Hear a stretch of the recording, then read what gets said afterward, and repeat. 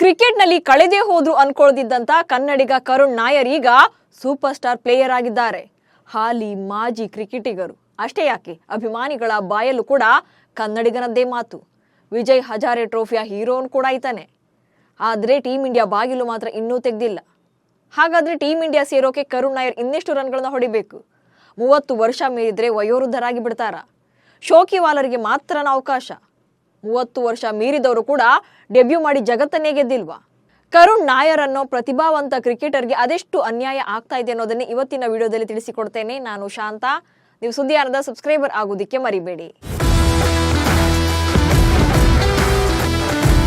ಕರುಣ್ ನಾಯರ್ ಆ ಬ್ಯಾಟಿಂಗ್ ಗತ್ತು, classic style, ಸೆಂಚುರಿಗಳ ಸವಾಲನ್ನ ಮೆಚ್ಚಲೇಬೇಕು.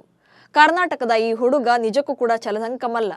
Vijay Hazare trophy ಟೂರ್ನಿಯಲ್ಲಿ ವಿದರ್ಭ ತಂಡದ ನಾಯಕನಾಗಿ ಶತಕಗಳ ಸರಮಾಲೆಯನ್ನೇ ಕಟ್ಟಿ ಟೀಮ್ ಇಂಡಿಯಾಗೆ ಸೆಲೆಕ್ಟ್ ಮಾಡದೇ ಇರುವಂತ ಆಯ್ಕೆ ಕಮಿಟಿಗೆ ಬ್ಯಾಟಿಂಗ್ನಲ್ಲೇ ಮುಟ್ಟಿ ನೋಡಿಕೊಳ್ಳುವಂತೆ ಬಿಸಿ ಮುಟ್ಟಿಸ್ತಾ ಇದ್ದಾರೆ. ಬ್ಯಾಕ್ ಟು ಬ್ಯಾಕ್ ಶತಕ ಬಾರಿಸುತ್ತಾ ತನ್ನಲ್ಲಿನ್ನೂ ಕೂಡ ಪವರ್ ಇದೆ ಅನ್ನೋದನ್ನ ಇಡೀ ಜಗತ್ತಿಗೆ ತೋರಿಸಿಕೊಡ್ತಿದ್ದಾರೆ. 6 ಇನ್ನಿಂಗ್ಸ್, 5 ಸೆಂಚುರಿ, 664 ರನ್ ಸಿಡಿಸಿದ ಕರುಣ್. ವಿದರ್ಭ ತಂಡದ ಕ್ಯಾಪ್ಟನ್ ಆಗಿ ಬ್ಯಾಟಿಂಗ್ ನಲ್ಲೂ ಕೂಡ ಅಬ್ಬರಿಸ್ತಾ ಇರುವಂತಹ ಕರುಣ್ ನಾಯರ್ 6 ಇನ್ನಿಂಗ್ಸ್ಗಳಲ್ಲಿ ಬ್ಯಾಟ್ ಬೀಸಿದ್ದಾರೆ. ಈ ವೇಳೆ ಬರೋಬ್ಬರಿ 664 ರನ್ಗಳನ್ನ ಕಲೆ ಹಾಕಿದ್ದಾರೆ. ಇದರಲ್ಲಿ 5 ಶತಕಗಳು ಇದೆ ಅನ್ನೋದೇ ವಿಶೇಷ. ಕರುಣ್ ನಾಯರ್ ಮತ್ತೊಂದು ಸ್ಪೆಷಾಲಿಟಿ ಅಂದ್ರೆ ಈ 6 ಇನ್ನಿಂಗ್ಸ್ಗಳಲ್ಲಿ ಒಂದೇ ಒಂದು ಸಲ ಮಾತ್ರ ವಿಕೆಟ್ ಒಪ್ಪಿಸಿದ್ದಾರೆ. ಉಳಿದ 5 ಇನ್ನಿಂಗ್ಸ್ಗಳಲ್ಲೂ ಕೂಡ ಅಜೇಯರಾಗಿ ಉಳಿದಿದ್ದಾರೆ. ಇಡೀ ಟೂರ್ನಿಯಲ್ಲಿ ಯಾವುದೇ ತಂಡ ಅಥವಾ ಬೌಲರ್ ಎಷ್ಟೇ ಸ್ಟ್ರಾಂಗ್ ಇದ್ರೂ ಕೂಡ ಕರುಣ್ ನಾಯರ್ ಬೌಂಡ್ರಿ, ಸಿಕ್ಸರ್ ಬಾರಿಸುವ ಮೂಲಕ ಎಲ್ಲರನ್ನು ಕೂಡ ನಡುಗಿಸ್ತಾ ಇದ್ದಾರೆ. ಟೀಮ್ ಇಂಡಿಯಾದಿಂದ ದೂರನೇ ಉಳಿದಿದ್ರು ಕೂಡ ದೇಶೀಯ ಕ್ರಿಕೆಟ್ನಲ್ಲಿ ರನ್ಗಳ ಮಳೆ ಸುರಿಸ್ತಾ ಇದ್ದಾರೆ. 2024-25ರ ವಿಜಯ್ ಹಜಾರೆ ಟ್ರೋಫಿಯಲ್ಲಿ ಕರುಣ್ ನಾಯರ್ ಕ್ರಮವಾಗಿ 112, 44, 163, 111, 112 ಹಾಗೆ 122 ರನ್ಗಳನ್ನು ಸಿಡಿಸಿದ್ದಾರೆ. ಇದು ಕರುಣ್ ನಾಯರ್ ಅವರ ಕೊನೆಯ 6 ಇನ್ನಿಂಗ್ಸ್ಗಳಲ್ಲಿ ಗಳಿಸಿದ ಸ್ಕೋರ್ಗಳು. ಯುಪಿ ವಿರುದ್ಧ 112 ರನ್ ಗಳಿಸಿ ಔಟ್ ಆಗಿದ್ರು. ಉಳಿದೆಲ್ಲ ಇನ್ನಿಂಗ್ಸ್ಗಳಲ್ಲಿ ಅಜೇಯರಾಗಿ ಉಳಿದಿದ್ದಾರೆ.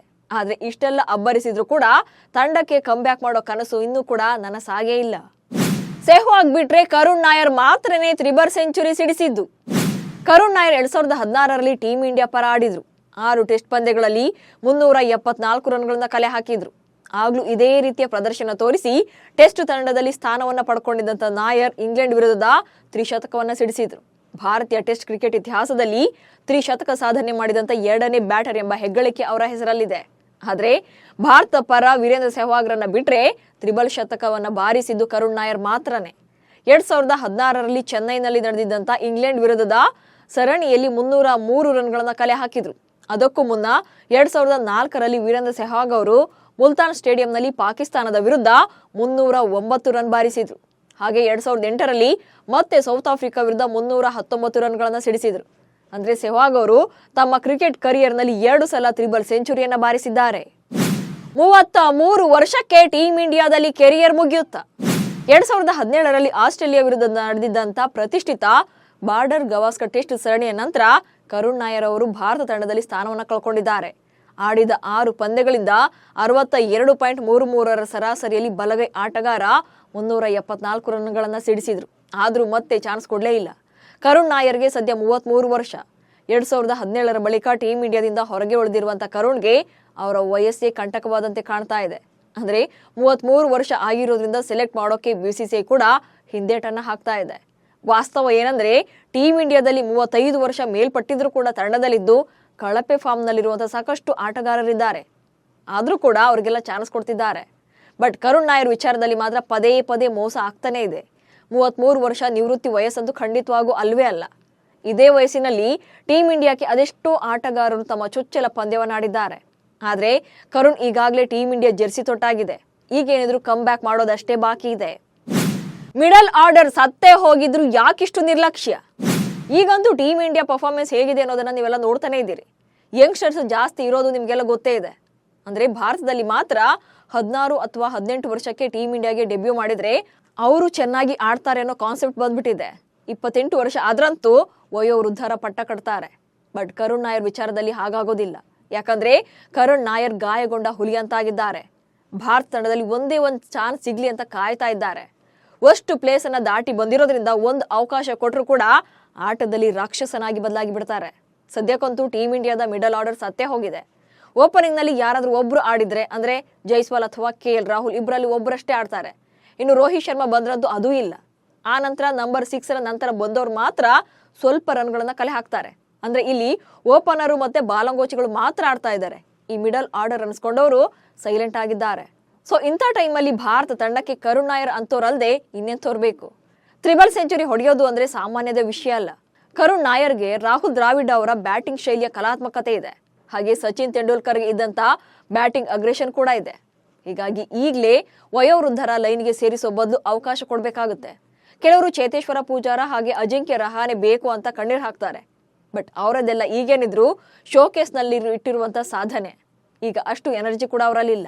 ಸೊ ಇಂಥವ್ರಿಗೆಲ್ಲ ಹೋಲಿಸಿಕೊಂಡ್ರೆ ಕರುಣ್ ನಾಯರ್ 100 ಪಟ್ಟು ಬೆಟರ್. ಹಾಗೆ ಫೈನೆಸ್ಟ್ ಫೀಲ್ಡರ್ ಕೂಡ ಹೌದು. ಹಾಗೆ ನೋಡಿದ್ರೆ ಅಂತಾರಾಷ್ಟ್ರೀಯ ಕ್ರಿಕೆಟ್ನಲ್ಲಿ 30 ವರ್ಷ ದಾಟಿದ ಮೇಲೂ ಕೂಡ ಅಂತಾರಾಷ್ಟ್ರೀಯ ಪಂದ್ಯಗಳಿಗೆ ಡೆಬ್ಯೂ ಮಾಡಿ ಗೆದ್ದವರು ಕೂಡ ಸಾಕಷ್ಟು ಆಟಗಾರರಿದ್ದಾರೆ. ರಾಬಿನ್ ಸಿಂಗ್, ಮೈಕ್ ಹಸಿ, ಮ್ಯಾಥ್ಯೂ ಹ್ಯಾಡನ್ ಎಕ್ಸಾಂಪಲ್.